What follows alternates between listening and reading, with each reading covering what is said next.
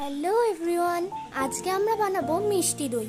এই গরমকালের খুব সহজের মিষ্টি দই বানানো। তো চলো শুরু করা যাক। সবার প্রথমে আমি লিকুইড দুধ আর গুঁড়ো দুধ দুটোকে জাল করে নিয়েছি। তারপরে জল আর চিনি দিয়ে একটা ক্যারামেল তৈরি করে নেব দইয়েরই জন্য। তো এইটা কিন্তু একটু সময় ধরে করতে হয়, মানে প্রায় 5-10 মিনিটের মতো, বেশি সময়ও লাগে না। তাতেই কিন্তু এটা একটা সুন্দর ক্যারামেল তৈরি হয়ে যায়। তো এইটা তৈরি হতে থাকুক।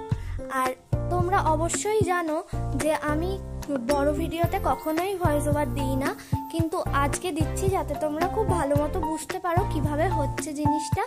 এখন দেখো আমি ওই দুধটা ঢেলে দিয়েছি, দিয়ে ভালো করে 10 মিনিটের মতো মিশিয়ে নিয়েছি, দিয়ে ঠান্ডা করে নিচ্ছি। হালকা ঠান্ডা করতে হবে, বেশি ঠান্ডা করব না। এবার একটা ভাঁড়ের মধ্যে টক দই লাগিয়ে নিলাম। লাগিয়ে নিয়ে এবার ওই দুধটা ঢেলে দিচ্ছি, যে দুধটা আমরা জাল করে ঠান্ডা করে নিয়েছিলাম। তো আমার কিন্তু এক প্যাকেট দুধে 3খানা ভাঁড় হচ্ছে, একটা বড় ভাঁড় আর দুটো ছোট ভাঁড়, এই 3টে হচ্ছে। এইবার দেখো আমরা কি করি। তো এইটা কিন্তু বেশি সহজ পদ্ধতি বলে আমার মনে হয়েছে। এখন আমি গরম জল একটা প্যানে বসিয়ে দিয়েছিলাম। এবার আমি দইয়ের ভাঁড়গুলোকে এই প্যানের মধ্যে রেখে দেব। দিয়ে কি করব বলো তো, এবার একটা ঢাকনা দিয়ে চাপা দিয়ে একটা পেপার, মানে কাগজ, যা খুশি, ফুটোটার মধ্যে আটকে দিতে হবে। দিয়ে 10 মিনিট রেখে দিয়েছিলাম। 10 মিনিটের বেশিও রাখতে পারো তোমরা।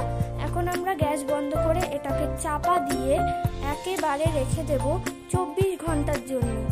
তো এইটা যদি তোমরা করো তাহলে কিন্তু দইটা বেশি সুন্দর হয়। এখন 24 ঘন্টা পর এটাকে খুলে নিচ্ছি। খুলে নিয়ে একটুখানি ফ্রিজে রেখে দেব। দেখো এখন আমি ফ্রিজ থেকে এই দইগুলোকে বের করব। একটা ভাঁড় বের করছি না, কারণ আমি একটাই বের করা দেখাচ্ছি তোমাদেরকে। প্রথমে তো তোমরা দেখেই নিয়েছিলে দইটা।